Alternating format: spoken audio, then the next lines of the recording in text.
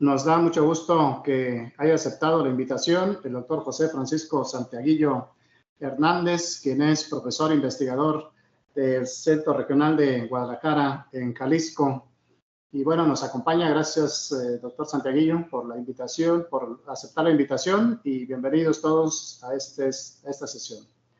Gracias, el doctor Santiaguillo es ingeniero agrónomo fitotecnista por la Universidad Autónoma Chapingo y cuenta también con maestría en horticultura por la propia UASH.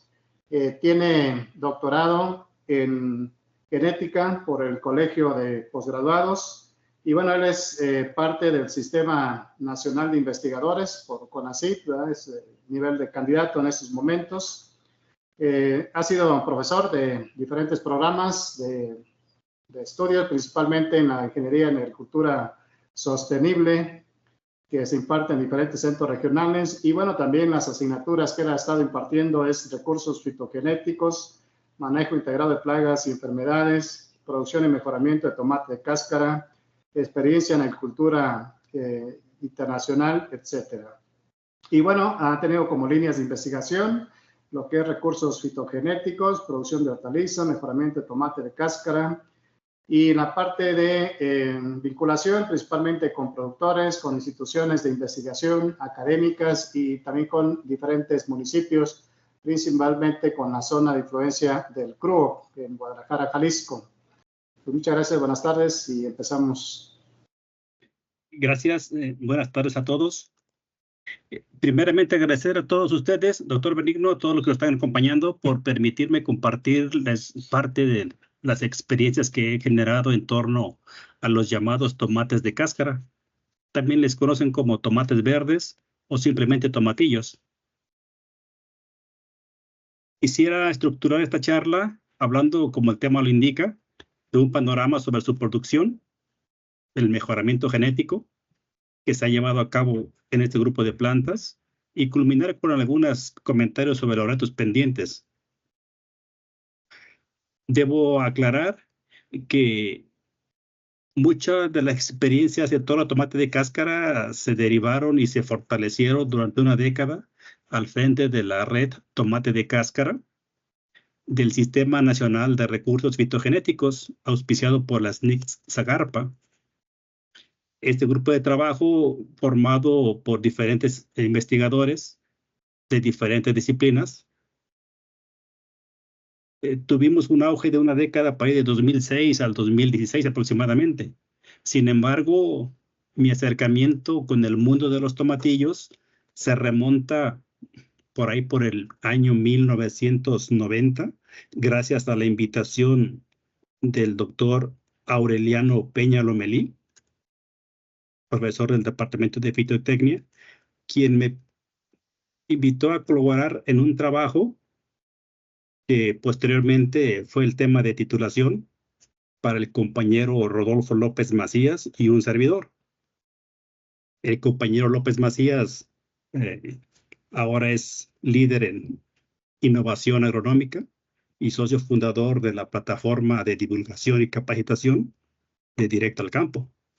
Y estas experiencias entonces que yo les voy a comentar, que se remontan allá a 1990. Muchos de ustedes ya conocen este mapa, nos llevó algunos años en poder consolidarlo, fue uno de los productos que generamos de la red. Ustedes pueden apreciar cada uno de los puntos que corresponde a las 71 especies de tomate de cáscara que encontramos distribuidas en el territorio mexicano. 71 de poco más de 90 que se reconocen en el mundo. Se pueden dar cuenta que prácticamente en todo el territorio se presentan alguna especie o especies de tomate de cáscara en el país. Algunas zonas, como esta, con una mayor abundancia. Zonas que son importantes desde el punto de vista de trabajo de campo, como la colecta de germoplasma, o como zonas para conservación in situ. Entonces, este mapa ilustra las 71 especies que encontramos distribuidas de tomate de cáscara en México. Y a partir de aquí hicimos alguna labor. Estas especies, por ejemplo, se encuentran bajo diferente grado evolutivo, de manera que encontramos materiales silvestres y de acuerdo con la clasificación de recursos genéticos del doctor Jesús Axayaca Cueva Sánchez, profesor de fitotecnia de Chapingo, también tenemos materiales de tomatillos tolerados, fomentados, por supuesto cultivados y domesticados. La gran mayoría son plantas como esta, plantas anuales, aunque también se presentan especies perennes con raíces como esta, lo que les permite adaptarse a condiciones adversas como sequía, altas temperaturas, por ejemplo. La gran mayoría son hierbas, pero algunas son arbustos, algunas son alógamas, otras son autógamas. Estas especies representan un acervo genético bastante amplio para el país, para el mundo entero, y sobre todo una fuente de genes útiles para los fitomejoradores. Las 71 especies presentan diferencias en plantas, diferencias en flor, relativas a formas, tamaños, colores. La más abundante pues, son las amarillas, como las especies cultivadas. También se presentan diferentes formas, tamaños y color en relación con el fruto, no solamente en los cálices, que es la cáscara que comúnmente nosotros le llamamos, sino también en las bayas. Acá arriba totalmente silvestres, acá abajo también silvestres, pero comestibles. De las 71 especies que encontramos distribuidas en México, son 2 las que revisten mayor importancia, porque son todas las que se cultivan. De ellas, la más importante es la que ustedes tienen en pantalla, Physalis ixocarpa. Aquí en el estado de Jalisco hay otro pequeño tomate que se cultiva desde hace ya 60, 65 años tal vez. Se llama Physalis angulata y son las 2 especies que se cultivan en el territorio mexicano. Y surge un primer reto. Entonces, ¿qué pasa con las otras 69 especies? Ahí hay un campo vasto de investigación para los profesionistas, para los investigadores y los futuros ingenieros. Particularmente el tomate de cáscara, el tomate cultivado en México, dada esta riqueza genética y que forma parte de la gastronomía mexicana, pues tiene una importancia biológica y cultural. Además, tiene una importancia económica que se refleja en su superficie cultivada, poco más de 42,000 hectáreas en todo el país, en prácticamente, con excepción de Durango y Tabasco, en todos los estados, siendo por volumen de producción las entidades de Sinaloa, Zacatecas y Jalisco los que destacan en México. Sinaloa y Jalisco también destaca por superficie cultivada. Y precisamente por superficie cultivada, el tomate de cáscara se encuentra en una posición 19, considerando todos los productos agrícolas del país. O la quinta, tomando en cuenta las hortalizas que se establecen en México. En Jalisco, tomate de cáscara es la principal hortaliza que se establece en condiciones de temporal. Se reportan rendimientos promedios nacionales de poco más de 18 toneladas. Realmente son rendimientos bajos que son muy fáciles de superar por una buena variedad y un buen manejo, un buen ambiente. Se han llegado a obtener rendimientos comerciales de 40, 50 toneladas por hectárea, muy arriba de esta media. Y en Chapingo se han generado rendimientos de 80 toneladas por hectárea en forma experimental. Su consumo per cápita es de 4.4 kilos, aunque en algunas zonas como Texcoco, este consumo per cápita puede llegar hasta los 17 kilogramos. En esta figura quiero ilustrar, ya tiene algunos años, pero se mantiene la tendencia, que el rendimiento en toneladas por hectárea es diferente en cada una de las entidades y podemos distinguir un grupo de entidades altamente rendidoras. Zacatecas lo encabeza con poco más de 33 toneladas por hectárea. Estados con rendimientos medios en donde se encuentra pues Sinaloa, el principal productor. Y el siguiente reto es que la mayoría de las entidades tienen rendimientos por debajo de la media nacional. Y ahí está entonces otro reto. ¿Cómo nuestros agrónomos, cómo nuestros futuros profesionistas podrían o pudieran incrementar estos rendimientos unitarios y hacer más productivo esta especie con el afán de contribuir a los mayor alimentos y mayor ganancia para los productores? Tomate de cáscara se cultiva en prácticamente todos los climas. Destaca en el clima templado, pero como ustedes pueden ver, crece en los climas secos, en los cálidos y los de transición. En otras palabras, en tomate de cáscara se pueden encontrar los genes necesarios para hacer frente a estos cambios por calentamiento global o cambios climáticos.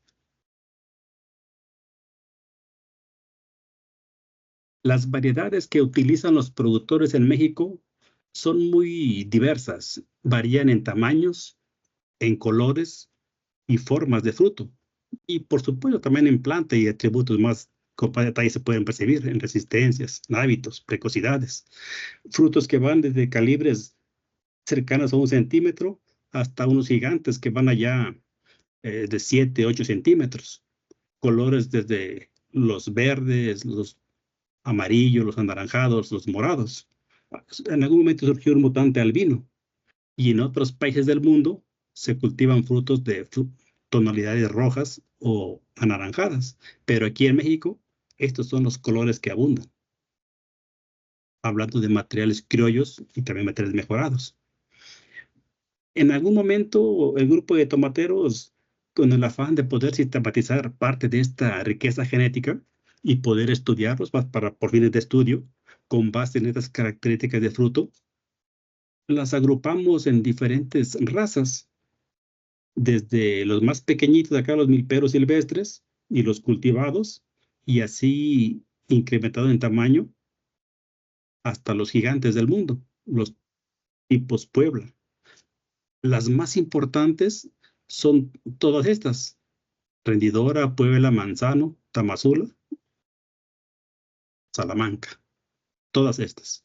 Y aquí llamo la atención sobre la raza rendidora, porque es la primera que marca el mejoramiento genético en tomate de cáscara, y a partir de materiales de esta raza, muchas compañías, incluidas las universidades también, muchas universidades, retoman este material para sus programas de mejoramiento genético. Rendidora, frutos verdes de tamaño medio. Cada una tiene sus peculiaridades, sus orígenes genéticos y sus orígenes geográficos. Rendidora es propia del estado de Morelos, al igual que Manzano.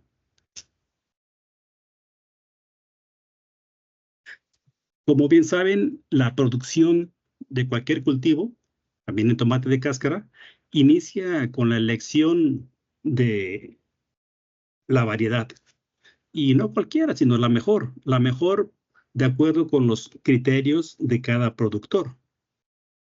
Esta variedad puede ser criolla, materiales criollos, como los que ustedes ven en pantalla, o ya materiales que venden las cajas comerciales con algún grado de mejoramiento incluso, como las certificadas ante el SNICS. Chapingo, por cierto, es líder en investigación en tomate de cáscara y es la única universidad que cuenta con variedades certificadas ante el SNICS, aunque otros ya han registrado pues, materiales, pero la certificada propiamente solamente Chapingo lo ha hecho. Entonces, una vez que se elige la variedad, la mejor para cada productor según su condición socioeconómica y ambiental, pues entonces ya se dan una serie de manejos en la producción que cada productor le da su enfoque particular. Hay muchas diferencias entre el manejo que cada productor le da en el país, en cada zona productora, pero también hay muchas similitudes y en este esquema se intenta generalizar las prácticas más comunes de manejo en tomate de cáscara. Y tiene que ver que una vez establecido en campo, ya sea por los diversos sistemas productivos, que eso es todo un tema también muy amplio, sea sistema, por ejemplo, de trasplante o siembra directa, entonces las prácticas incluyen aporques, escardas, muy ligadas al manejo de maleza, a la nutrición, a la incorporación de agua cuando es de riego, y por supuesto al manejo de plagas y enfermedades. Solo voy a hacer algunos comentarios en algunas de ellas.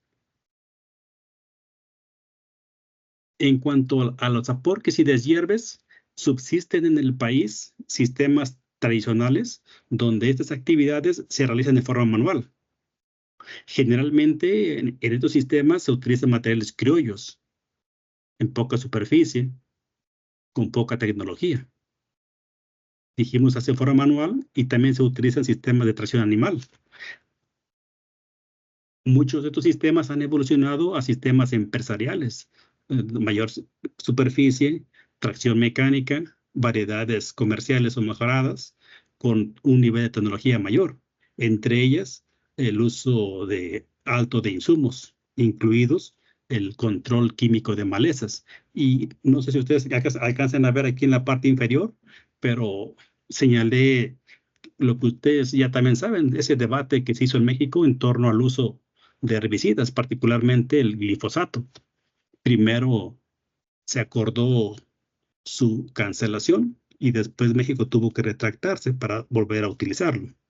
Y aquí en Jalisco, uno de nuestros estudiantes, intentando ver opciones de control de malezas o arbences, llevó a cabo un estudio evaluando 8 tratamientos, aquí están, para el control de arbences en una parcela comercial de tomate de cáscara que nos facilitó el ingeniero Salvador allá en La Estrella, en Pénjamo, Guanajuato.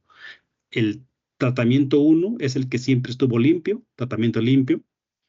El tratamiento 2 es el testigo absoluto o siempre enmalezado. Y ustedes pueden ver en esta gráfica que el tratamiento siempre limpio fue el que mayor rendimiento obtuvo.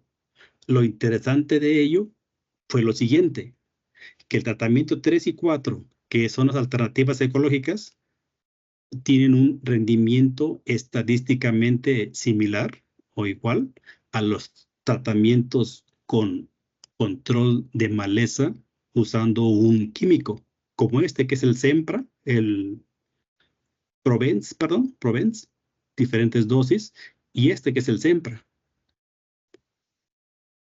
Otro elemento que encontró el ingeniero Iván Pérez, uno de nuestros estudiantes del año pasado, fue que si no se llega a cabo el control de las arbences, entonces el rendimiento se disminuye hasta en un 90%. Algo muy interesante que se pudo cuantificar. Esto es en cuestión de arbences. Y lo principal, dijimos, es de que hay alternativas al manejo de arbences con otras alternativas más ecológicas. En cuanto al agua, ustedes pueden ver aquí que el 80% de la superficie cultivada con tomate de cáscara en México se establece bajo condiciones de riego. La diferencia, pues, con bajo temporal. Ahora, no había problema ni ha habido problema hasta hace poco tiempo en donde la escasez de agua hace que ya no se vean sistemas de riego como estos. Habría que cuidar este recurso vital y poder pensar en sistemas de riego más eficientes. Ya saben ustedes que el sistema de riego rodado es casi por mitad de eficiente que sistemas como estos, pensando sobre todo en que tomate de cáscara requiere alrededor de 3,000 metros cúbicos de agua en su ciclo para obtener un rendimiento favorable. Y si estos 3,000 lo multiplican por esta cantidad de agua, de superficie, perdón, entonces pensaremos en el volumen de agua que se requiere en general. Son muchos miles de metros cúbicos. Un trabajo que se hizo en Tomatillo, en Chapingo, hace algunos años, intentó como que adelantarse a la escasez de agua y evaluó una producción de tomatillo acolchado son las líneas verdes, las barras verdes, y sin acolchar, las barras azules, usando diferentes láminas de riego. Y ustedes pueden ver aquí que en todos los casos el sistema de producción con acolchado plástico fue superior al manejo sin acolchar. ¿Qué tan superior? Pues un 56% más de rendimiento. Y ahora lo que nos interesa, la lámina de riego en términos de metros cúbicos de agua. Utilizaron láminas desde 1540 y lo fueron incrementando hasta 3710. Y se pueden percatar ustedes que con 3170 metros cúbicos se logra el mayor rendimiento. ¿Se puede usar menos? Sí, pensando también en rendimientos menores. De a estos, pues hay diferencias de entre 10, 12 toneladas por hectárea. Entonces, nuevamente, vuelvo al punto. Poco más de 3,000 metros cúbicos de agua por el total de hectáreas bajo riego en tomate de cáscara es un volumen muy alto. ¿Y de dónde lo vamos a tomar en esta condición actual de escasez de agua? Pero es un problema muy grande en el país y también aplica para cómo regar las berries, los aguacates en general, ¿no? En cuanto al manejo de plagas, existen muchos materiales en diferentes entidades sobre control de plagas. Todos ellos casi están enfocados, al igual que el de maleza anteriormente, a un manejo químico. Entonces, nosotros contribuimos un poco haciendo un diagnóstico de las principales plagas que atacan al tomate de cáscara en Jalisco, y por ahí contribuimos con esta obra donde le dimos el enfoque de un manejo integrado. Y encontramos diferentes plagas que vimos que son las mismas de otras zonas, pero lo que varía es cuál es la principal, cuál está primero, cuál está el segundo, cuál está el tercero, pero en general son las mismas. Mosquitas blancas, que además de chupar savia, transmiten virus, gusanos del fruto, que afectan el rendimiento y su calidad, picudos, que en estado adulta comen la planta y en estado larval hacen galerías y se alimentan de los flema del tallo. Pulgones, diabrótica, en este caso dilema trilineata, gusanos minadores, esto es pulca saltona, y aquí un paratriosa o bacterícera, cocarelli, que además de succionar la savia, transmite una bacteria tomate de cáscara. A la par del diagnóstico de plagas, se llevó a cabo un diagnóstico de enfermedades aquí en tomate de cáscara. E insisto, hay muchas obras que aluden a estos temas. Aquí la diferencia es que le dimos el enfoque de manejo integrado. Y encontramos que, por ejemplo, después de los virus, el hongo de la cenicilla o idium es el más importante en tomate de cáscara aquí en Jalisco, la cual se presenta no solamente a nivel foliar, sino en tallo, en frutos o planta completa, y puede llegar en poco tiempo a atacar todas las plantas de un cultivo si no se controla. Otros hongos es el carbón blanco o entiloma y el complejo de hongos, que en conjunto provocan un síntoma conocido como ahorcamiento o el damping off, que se manifiesta aquí desde plántulas, ¿no? También encontramos marchités foliar, dado por Fusarium. Aquí no sé si alcanzan a ver ustedes la coloración café y que induce taponamiento de haces vasculares y su muerte, marchités general o muerte regresiva de ramas y la muerte de la planta. Alternaria, un tipo de tizón que se manifiesta en este caso en frutos, pero también en hojas, con sus característicos círculos concéntricos. Antracnosis en frutos, que no solamente reduce la cantidad de frutos o rendimiento, sino también su calidad. Un fruto como este o como este, pues su precio se ve castigado, ¿no? Esto hongo también la mancha foliar por cercóspora, y encontramos otras cosas como diferentes bacterias, en este caso Candidatus liberibacter, transmitido por aquella plaga que les comenté de Bacterícera, que tapona los vasos vasculares y provoca marchitez general de la planta y totalmente se pierde el rendimiento y los frutos que se logran pues no son comerciales ya. Y diferentes tipos de virus con diferentes sintomatologías y donde los vectores y su manejo son muy importantes. Para dimensionar la importancia de estos virus, ya desde hace varios años, el ingeniero Abundio en INIFAP de Sinaloa mostraba esta diapositiva en donde al evaluar la susceptibilidad de diferentes variedades de tomate de cáscara, incluida la que generó Chapingo, se percató que todas las variedades comerciales en ese tiempo eran susceptibles a por lo menos un virus. Y que había virus, por ejemplo el virus mosaico de la alfalfa, que atacaba a más de una de las variedades presentes. En particular atacaba a todas. Fue muy agresivo, ¿no? Entonces, los virus son un problema que habría que darle una solución. El manejo tanto de esas malezas, de la nutrición también de repente, pero sobre todo el manejo de plagas, de enfermedades, es muy diverso, aunque los productores siempre tienden primeramente al usar el manejo químico. Y ya conocemos sus repercusiones en los recursos naturales, agua, suelo, y en la salud de los trabajadores, y por supuesto de los consumidores. De manera que con aquellas contribuciones que comentamos, se intenta impulsar el manejo de diferentes estrategias en forma coordinada. Esto es un manejo integrado de plagas y enfermedades. En este tenor, una de nuestras alumnas, el año pasado, Zoila Carrera García, evaluó una alternativa de la cenicilla, dijimos principal hongo que ataca en tomate de cáscara, aquí en Jalisco, comparando algunas alternativas ecológicas y usó un producto que le llaman CES, un producto a base de cloro y oxígeno, un producto pentacil en diferentes dosis, que está a base de bacilos, 5 tipos de bacilos, y otro producto en 2 dosis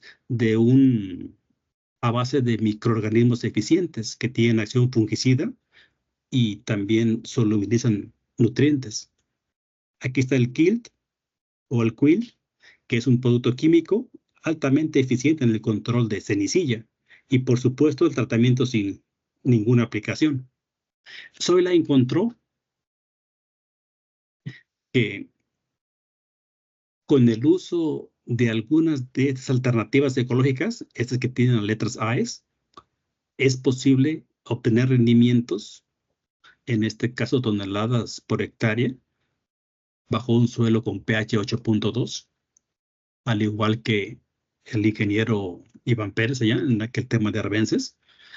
Es posible igualar el efecto de control de cenicilla y encontrar rendimientos similares al del control químico. Entonces, con cualquiera de todos estos se puede igualar este efecto. Por supuesto, el que no se tuvo ninguna aplicación fue el de menor rendimiento, ¿no? Ya. Algo interesante que también encontró Zoila es que si no se controla cenicilla, el rendimiento se afecta hasta un 46%, que es casi la mitad de la producción. Si todo se hace bien, se sigue el cultivo y se hacen todas las prácticas correctamente, pues se llega a cosecha, ¿no? Que en esta etapa se lleva a cabo de maneras muy diferentes según las zonas productoras. En general, se puede hacer un solo corte como en Jalisco o varios cortes como en el resto del país, pero el tema de cosecha y post cosecha pues ya es otro tema diferente a la producción.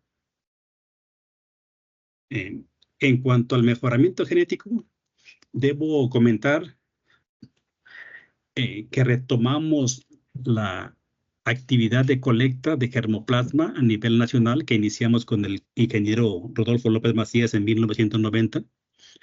Y para ello establecimos de manera más formal diferentes rutas de colecta.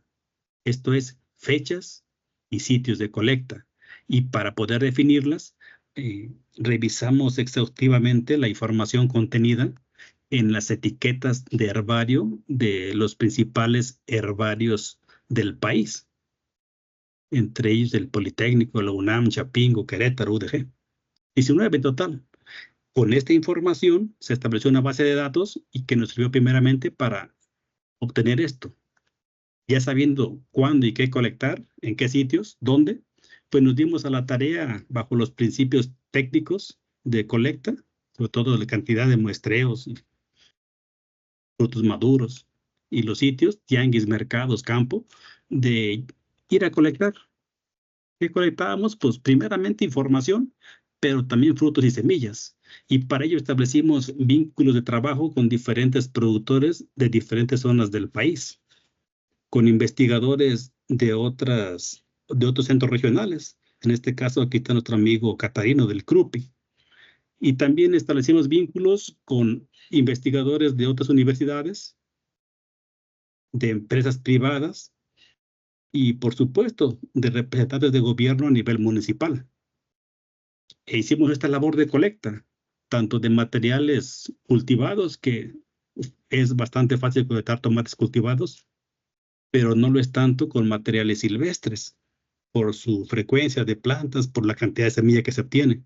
Y aquí el maestro Lejano de Paz nos ayudó allá por Veracruz.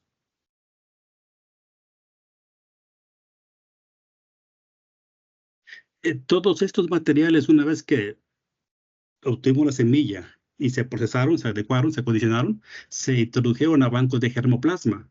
En el 1997 se contaban con esta cantidad de accesiones. Posteriormente fueron creciendo. Para 2014 ya eran 1083 y para 2016 ya eran 1362. Actualmente hay un desconocimiento de cuántas accesiones tenemos, en qué cantidad y cuál es su porcentaje de germinación y vigor. Pues aquí habría otro reto mayor para hacer un diagnóstico del material de tomate de cáscara resguardado en los bancos de germoplasma. ¿Qué bancos? Bueno, de un inicio, los tomates colectados, la semilla como tal, la llevamos al banco de germoplasma de Chapingo, que está en Chapingo, pues, en fitotecnia, a cargo del doctor Jesús Axayacat Cueva Sánchez. Otros materiales los llevamos al Cruz con el ingeniero Humberto Castro, que en su momento también nos ayudó bastante para la labor de colecta. En algún momento también enviamos algunos materiales colectados al CNRG en Tepatitlán. Y cuando estaba el doctor Peña Lomelí, precisamente nos pidieron materiales para contribuir a su conservación en esta bóveda del fin del mundo. Y también enviamos materiales. Pero la mayor colección está aquí, en el Banjef, que está localizado, dijimos, en Fitotecnia, en Chapingo. A partir de estos materiales colectados, se dio una intensa labor de caracterización para saber cómo eran los materiales que teníamos, qué atributos tenían, para qué podían ser útiles, para recomendarse como variedades rendidoras a los productores o como materiales prominentes con alguna característica deseable que pudiera utilizarse en los programas de mejoramiento genético. Esto es como un acervo de genes. Y se llevó a cabo esta caracterización a campo abierto, en invernadero, en Estado de México, en Jalisco, en Baja California, participando diferentes investigadores de diferentes instituciones, caracterizando materiales a nivel morfológico, pero también a nivel molecular. Parte de estos estudios de genética era para conocer cómo se heredaban algunos caracteres, cómo estaban las varianzas genéticas, las varianzas aditivas de dominancia, y ver qué método de mejoramiento era más apropiado. Y se hicieron diferentes estudios de morfología y fisiología, ¿no? Ahí en Chapingo. Actualmente se siguen llevando a cabo. Algo interesante es que las flores de tomate de cáscara, como ustedes pueden ver aquí claramente, poseen los dos órganos, tanto masculino como femenino. Sin embargo, también tienen autoincompatibilidad. Esto quiere decir que se limita la autofertilidad y con ello hace que la planta sea de tipo alógama obligada. Y esta condición de alogamia trae diferentes implicaciones. Primeramente, que obliga a los individuos de tomate de cáscara a recombinarse entre sí, favoreciendo con el tiempo una gran variabilidad genética, que ya hemos visto anteriormente. También tiene implicaciones en su manejo y, por supuesto, en las estrategias de mejoramiento. Para empezar, al no poder autofecundar, pero particularmente, sobre todo, autofertilizar, no se pueden generar lo que le llaman líneas puras. Y con ello, pues no se puede llevar a cabo el método de hibridación clásica. Lo que queda entonces es trabajar con estrategias de mejoramiento de selección. Sin embargo, se le han estado buscando maneras de cómo aprovechar la heterosis en la hibridación. Y este mejoramiento prácticamente se puede ilustrar con esta diapositiva. Pensando siempre en la generación de mejores variedades que tengan algún o algunos atributos de interés, pensando entonces en una variedad ideal, que pudiera ser rendimiento, pero también pudiera ser forma, tamaño, color de fruto, precocidad, concentración de cosecha o contenido de ceras, de pigmentos, de fenoles, no sé. Pensando en esta variedad, se desarrollaron diferentes estrategias de mejoramiento. Este mejoramiento nace con la actividad de los productores en la selección bajo domesticación. Posteriormente, más formalmente, por investigadores del INIFAP en Morelos y después también en Chapingo. Y actualmente en diferentes universidades se está trabajando con tomate de cáscara. Se han llevado a cabo diferentes estrategias de selección, otras de hibridación, algunas de mejoramiento clonal. Y todas ellas, la idea siempre es obtener una mejor variedad. Por supuesto, todas estas propuestas de mejoramiento genético parten de una base que hay que tomarlas en cuenta para tener mayor probabilidad de éxito. En este caso, marca los cánones de la genética, la genotecnia, que se debe contar con una amplia base genética, que en tomate de cáscara existe, ya vimos cuál. México es centro de origen de tomatillos, entonces existe. Saber qué queremos mejorar, si es rendimiento, si es altura, si es precocidad, se tiene claro. Un conocimiento del cultivo se hizo a través de diferentes estudios que Chapingo realizó, ¿no? Y saber el comportamiento de los caracteres que uno va a trabajar también se llevaron a cabo, ¿no? Y por supuesto, el doctor Fidel Márquez Sánchez, junto con el doctor Aureliano Paña Lomelí, establecieron las bases teóricas de diferentes métodos de mejoramiento por selección. Posteriormente, junto con el doctor Peña Lomelí, establecimos las bases del aprovechamiento de la heterosis en tomate de cáscara para poder incorporar la hibridación en el campo de mejora genética de esta especie. Hagamos una breve recapitulación de estos métodos de mejoramiento, de manera que dijimos que la selección empieza con la labor de los productores que han generado cientos o miles de variedades en sus parcelas. De manera más formal, el mejoramiento para generar la variedad rendidora en Morelos por investigadores del INIFAP. Posteriormente, por ahí por 1985, se establece el programa de mejoramiento de tomate de cáscara en Chapingo y se inicia con los métodos de selección masal, selección familiar y selección combinada, que rinden diferentes frutos, entre ellas las primeras variedades generadas en Chapingo. Por ejemplo, esta o estas otras. Aquí la variedad anterior, esta es la CHF1 Chapingo, aquí está. Y esta es el Tamazula CM3. En Chapingo también se empiezan a seleccionar plantas rendidoras, de las cuales por propagación vegetativa se establece la selección de clones y al método se le conoce como selección clonal. Pensando en generar variedades de mayor expresión, sobre todo en rendimiento, dijimos, a las obtenidas por selección, es que se piensa en la mejora por hibridación. Y aquí en Chapingo también se inició una estrategia. Si no se podía autofecundar plantas, entonces, ¿cómo podían formar líneas puras? Y la idea fue formar haploides para después duplicar con colchicina su contenido genético y obtener así líneas puras. Se logró obtener las líneas puras, sin embargo, esta actividad, este método, resulta muy caro. De manera que Chapingo siguió insistiendo por la vía de la selección y, posteriormente, otras alternativas de hibridación.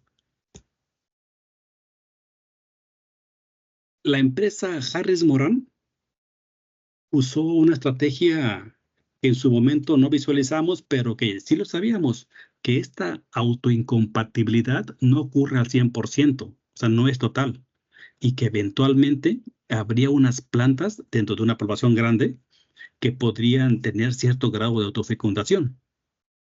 Si uno lograra ubicarlas o por algún método inducir la autofecundación, entonces se podrían tener materiales que pudieran tener producto aún bajo condiciones protegidas. A esto le apostó Harris Moran y obtuvo materiales como el Dalí y el Tamayo, que son rendidores y son caros, por cierto. En Chapingo se siguió la idea de cómo formar híbridos y si no se podía con líneas homocigóticas bajo la hibridación clásica, entonces se pensó en formar híbridos intervarietales y se trabajó las cruzas de Verde Puebla con Chapingo, Salamanca por rendidora. Y aquí, por ejemplo, el doctor Peña Lomelí presenta una cruza de 28 híbridos entre dos variedades, Salamanca por rendidora, y encontró, por lo menos para estos 28 híbridos, aquí están los 28 híbridos, un rendimiento de planta donde los mayores, el mayor, está alrededor de 600 gramos por planta. Muy bueno para un híbrido interparietal y para un cultivo como tomate de cáscara, ¿no? Muy prometedor. Posteriormente, por ahí por el 2000 al 2003, trabajamos un método de mejoramiento por hibridación que le llamamos hibridación planta a planta. Para ello pensamos en dos poblaciones en donde se hace primeramente mejoramiento genético, ya se contaba con algunas de ellas, y dentro de esas poblaciones seleccionar las mejores plantas, las más rendidoras, y posteriormente formar híbridos entre dichas plantas. Seleccionamos 200 de plantas rendidoras de Puebla y 200 de rendidora e hicimos los híbridos planta a planta, para lo cual se requirió de polinización manual, que también es caro. ¿Y qué fue lo que encontramos? Al hacer la evaluación de estos 200 por 20 por 20 son 400 híbridos, 220 los fueron útiles, los demás los descartamos, pero encontramos aquí por este lado de los híbridos, planta a planta, y aquí veamos el rendimiento total de fruto por planta. Entonces, aquí están los progenitores. Puebla con un rendimiento bajo, Chapingo con 2 kilos por planta, y había una gran cantidad de híbridos planta a planta que rendían más de 2 kilos. Los más altos, ustedes pueden ver rendimientos cercanos a los 3 kilos por planta, que son bastante buenos, tomando en cuenta densidades de población de 30,000, 40,000 o 50,000 plantas, ¿no? Y que en estas mismas cruzas planta a planta se podría hacer selección para peso de fruto o para firmeza, miren ustedes. Valores muy arriba que las de los progenitores. Bueno, entonces con este sistema, planta a planta, se obtenían materiales bastante prometedores, 3 kilos por planta. y con calibres como esto.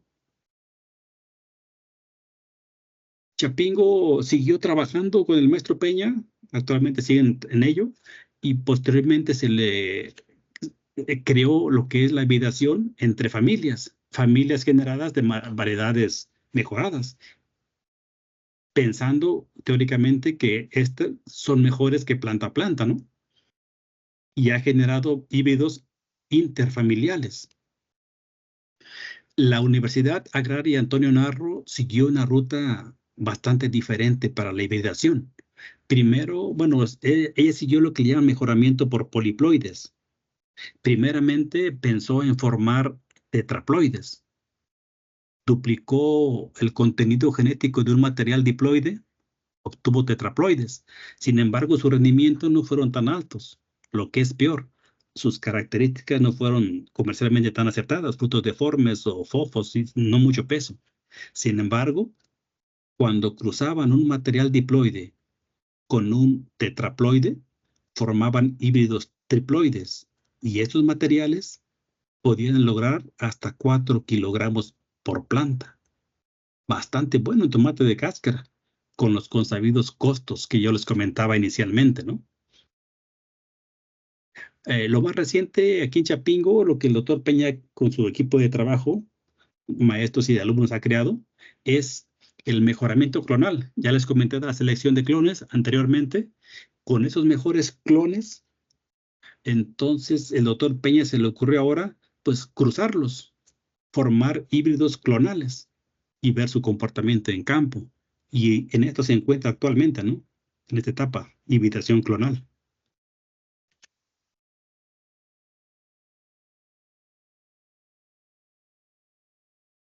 Ya más recientemente se pensó en hacer mejoramiento junto con los productores en las parcelas de los productores para tener variedades mejoradas, adaptadas a cada una de las parcelas de los productores de las zonas productoras.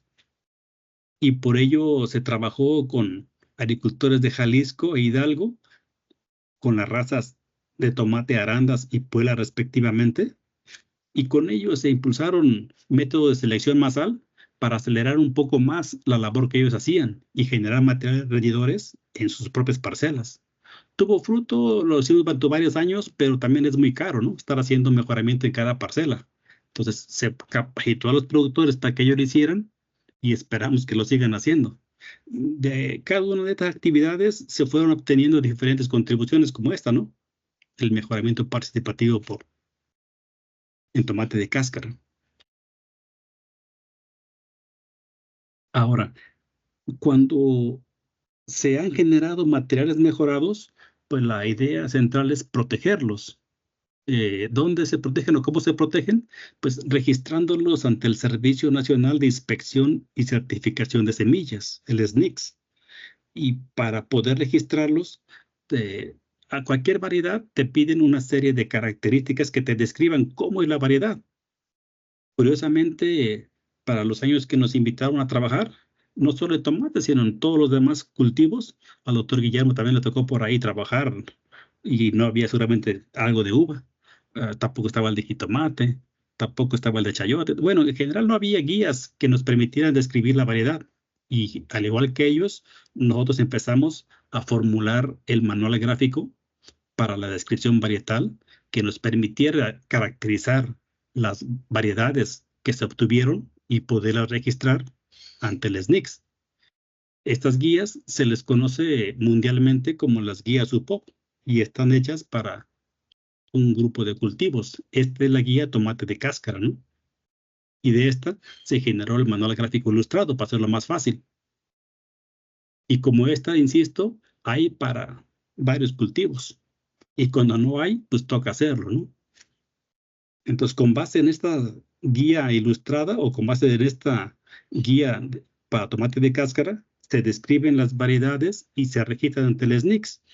Y este registro, según hace 2 años, eh, se tenía un listado de 32 variedades registradas ante el SNICS que provenían de 4 especies, son estas, y registradas por 4 instancias. la que más variedades había registrado en ese entonces es la Universidad Autónoma Chapingo, seguida por el maestro José Sánchez de la Universidad de Guadalajara, Harris Morán e INIFAP. Actualmente Chapingo ha registrado otras más, también INIFAP. Entonces este número ha incrementado, ¿no? Una cosa es registrarlas y otra cosa después es pasar a la siguiente categoría de material certificado. Y yo les comentaba que Chapingo es la única instancia que tiene materiales certificados ante el SNICS. Y eso le da mayor confianza al productor toda vez que estás verificada o certificada la calidad del material que está adquiriendo.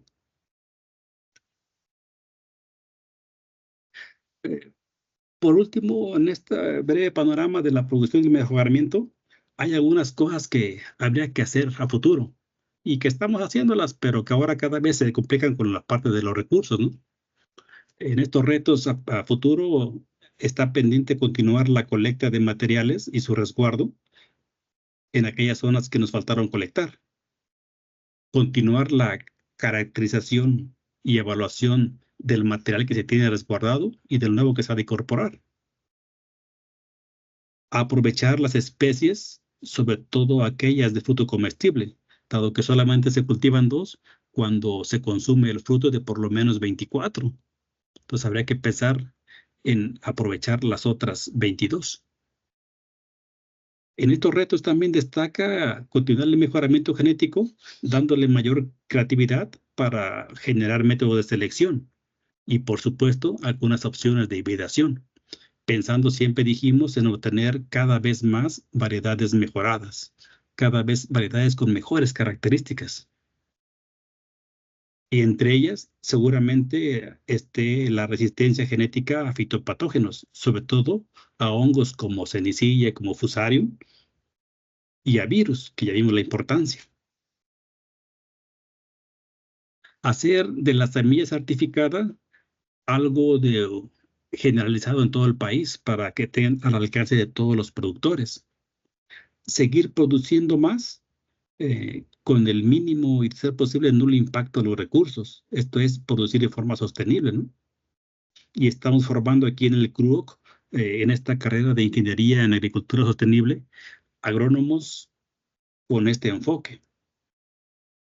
Algo que no hemos tomado en cuenta, no les comenté, pero que está creciendo hoy día en el mundo, es no solamente el potencial nutritivo del tomate de cáscara, sino también el potencial farmacéutico. Y ahí se crea la parte nutracéutica, con gran potencial en enfermedades como cánceres, diabetes. Aquí hay un gran potencial que no, Chapingo no hemos evaluado, pero que en el mundo está creciendo mucho la investigación en diferentes especies de tomatillo. De mi parte sería todo. Espero no me haya excedido. Las demás ya son imágenes de algunas contribuciones que hicimos a lo largo de la red Tomate de Cáscara.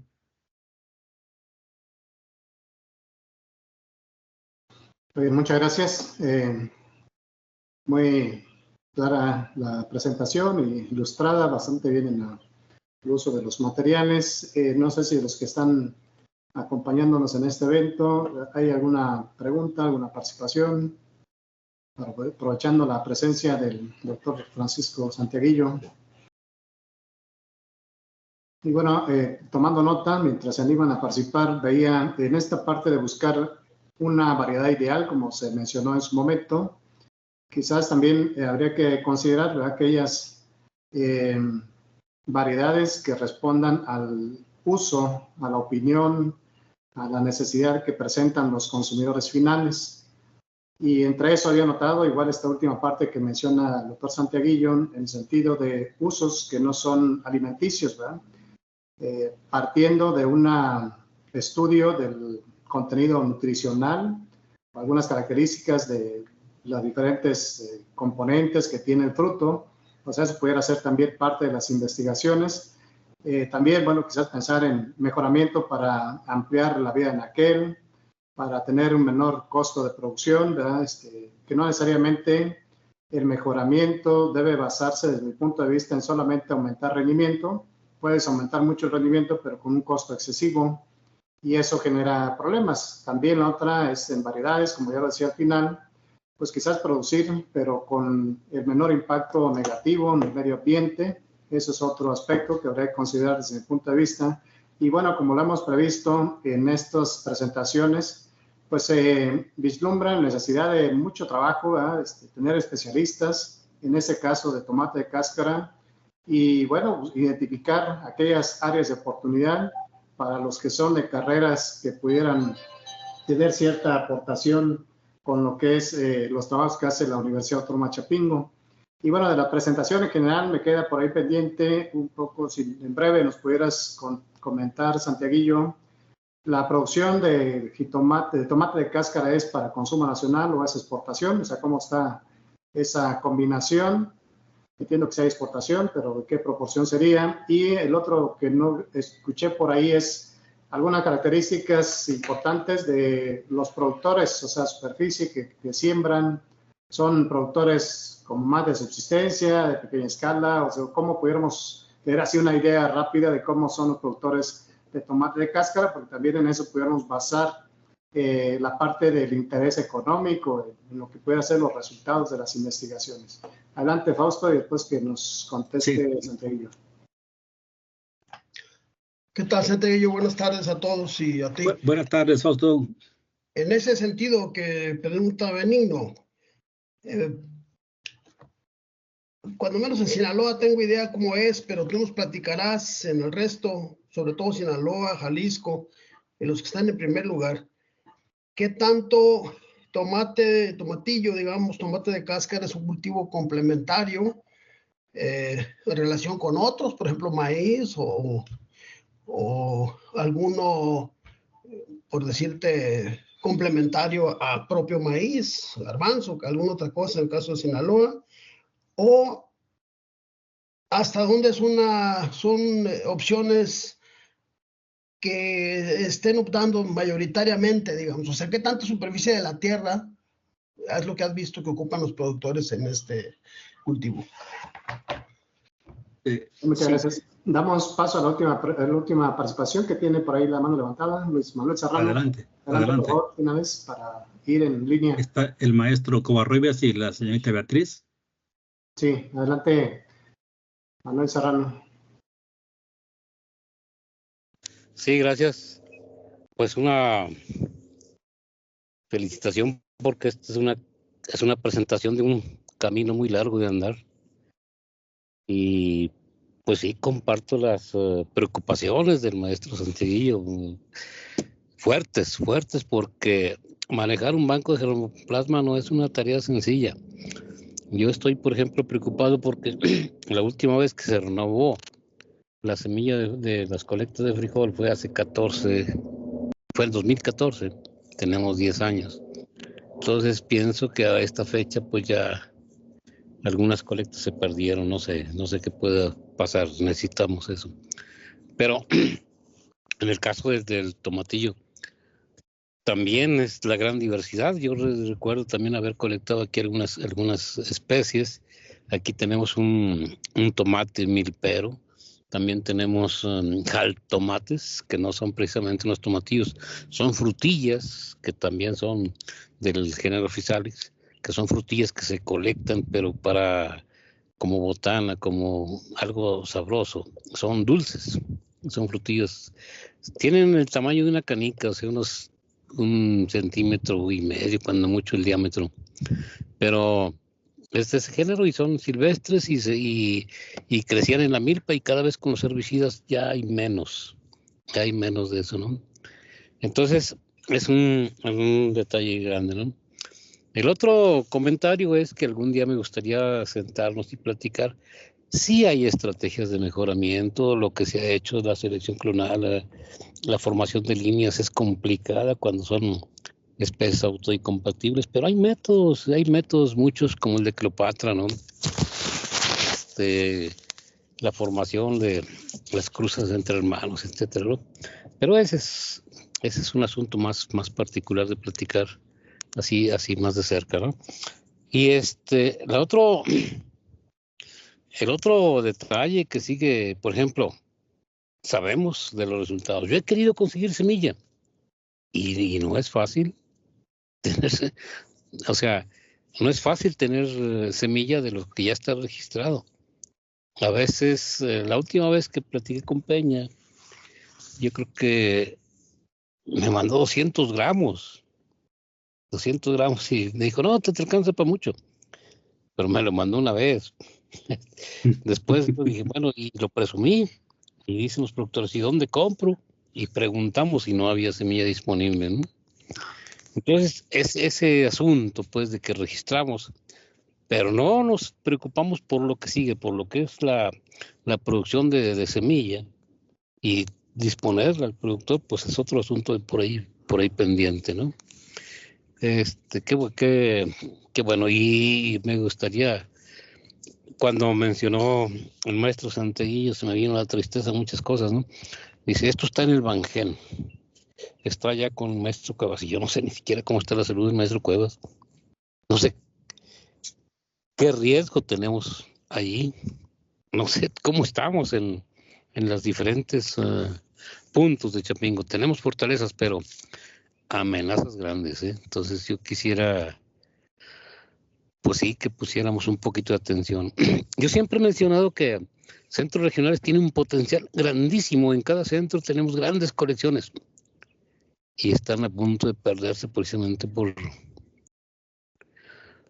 pues ya estamos llegando a las 12. Ya es viernes para todos, ¿no? Y no hemos tenido una estrategia interesante o sea, que nos permita rescatar.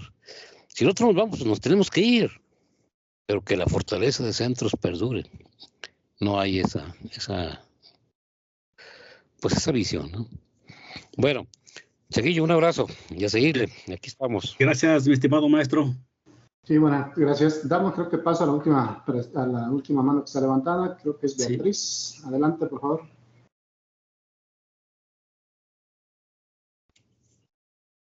No se escuche, puede abrir. Ahí está. Adelante. Creo que ya, ¿verdad? ¿Me escuchan? Sí, adelante, ya escuchamos. Muchas gracias. Pues buenas tardes. Primero, mi reconocimiento y felicitaciones al doctor Santiaguillo por este gran esfuerzo y por toda su trayectoria. Creo que es uno de nuestros grandes investigadores, si no el mejor, en tomate de cáscara. Una pregunta, escuché que hablaban de un rendimiento promedio ya con el mejoramiento de hasta 4 kilos por planta. Si eso es correcto, me gustaría saber aproximadamente el rendimiento en plantas silvestres, solo para tener un comparativo. Muchas gracias. Sí, muchas gracias. Adelante, Santiaguillo, con la participación. Yo pensé que ya había acabado el seminario, ahora me la ponen más complicada con tantas preguntas. Bueno, primeramente me da gusto saludar a mis compañeros, maestros y mi estimada Betty, por favor. Aprecio mucho el comentario de Fausto, del maestro Covarrubias. Ciertamente, el maestro Covarrubias es un gran camino por recorrer, pero aprecio que me lo diga un caminante como usted. Ciertamente, ya para muchos de nosotros es viernes, para algunos es sábado, de repente nos preocupa más todavía. El doctor Cuevas está muy malito y sí hay esa debilidad en este sistema del Bangé. Algún día comentaremos sobre estos métodos de mejoramiento, por supuesto, ¿no? Siempre es grato platicar con usted y aprender todavía de usted. Betty, sí, los compañeros de la Antonio Narro han desarrollado esos triploides con rendimientos muy altos por planta. Los materiales silvestres dan poquitos. Hay materiales silvestres de unos cuantos gramos. Tal vez no llegan ni a medio kilo. Por planta andaremos hablando de unos 100 gramos, 50 gramos, y por eso es complicado colectar materiales silvestres. Entonces, es muy poquito materiales silvestres realmente, ¿eh? Y si diría yo 50 gramos, y a veces es mucho para esos tipos de materiales. Hay una gran diversidad y difiere mucho de un material silvestre a otro, por supuesto. Pero sí es muy difícil colectar silvestres. lo que comentaba el maestro Fausto sobre las superficies dedicadas a la producción comparativamente con Sinaloa, con los grandes productores, la gran mayoría son productores pequeños, a veces de 1 hectárea, 2 hectáreas, 3 hectáreas. En Oaxaca, todo el sur del país, me tocó ver de unos cuantos surcos de repente. Entonces sí varía mucho y es muy diferente un productor del sur del país contra un productor de Sinaloa, ¿no? Donde la tecnificación de repente es fácil, es posible, y en otros lados, como en Yucatán, donde es prácticamente difícil meter maquinaria o diseñar surcos siquiera, o hacer surcos para riego, donde la única parcela que tienen los de Yucatán es esos materiales calcáreos que están, no hay tierra, hay pura piedra, ¿no? Pero ahí están cultivando. Entonces sí hay mucha diferencia también. Am, Creo que el tomate de cáscara, aun cuando se produce bastante aquí en el país, muchos productores destinan su producción o destinan sus frutos hacia el mercado de exportación. Y se ha llevado sobre todo a Estados Unidos, que hay muchos paisanos, se ha llevado a Canadá, se ha llevado a Asia, se ha llevado a Europa en general, ¿no? Y hay países que ya también lo están cultivando, como que el gusto por los tomatillos ha ido creciendo. Se cultivan, por ejemplo, en lugares que uno no pudiera imaginar, por decir Rusia, Siberia, se cultiva en Polonia, en Sudáfrica, en Australia. Entonces creo que el gusto por los tomatillos va en aumento, ¿no? Y sobre todo su potencial, como bien dijiste, el maestro Benigno, no solamente con fines alimenticios, sino con fines medicinales, ornamentales, artesanales o en las industrias. Yo comentaba como ejemplo el potencial farmacéutico. Ahí creo que le están apostando muchos países en diferentes especies.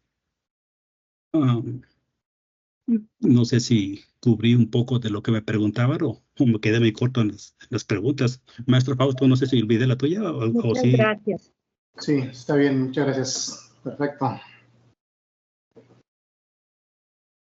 Bueno, no sé si haya más alguna otra participación, si no algún mensaje final, Santiaguillo, vamos cerrando. Y bueno, en el caso de estas presentaciones, también informarles que se quedan grabadas en el equipo de Teams, comunidad académica del SCRU, para todos aquellos que quieran consultar el video, bajarlo, incluso los ponentes, para tenerlo por ahí para algún otro evento.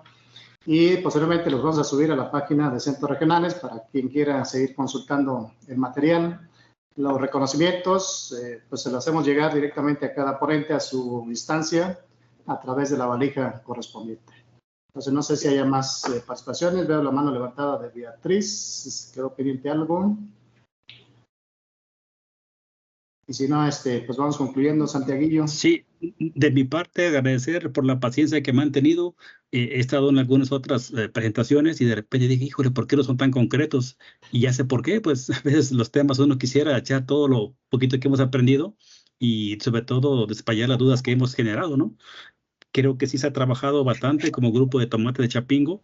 El líder en investigación de tomate, Betty, es el doctor Peña Lomelí, por supuesto, a él se lo reconocemos como tal, nos ha enseñado bastante y todo el equipo de trabajo con él, entre ellos el maestro Serrano Covarrubias, le hemos aprendido mucho en tomatillos y en otros temas también de la vida. Creo que se ha avanzado un poco, hay mucho por hacer y esperamos seguir aportando en la medida de lo posible y los apoyos que logremos, poder contribuir en la parte de formación de recursos humanos en tomatillos, en la parte de difusión, en la parte de generación de materiales, en la parte de conservación, en aras pues de nuestra gente, de nuestros productores, de nuestros mexicanos, ¿no? Muchas gracias por esta invitación y complacido por haber compartido estas experiencias con ustedes. Sí, muchas gracias. Adelante, Luis Manuel Serrano. Tiene la mano levantada.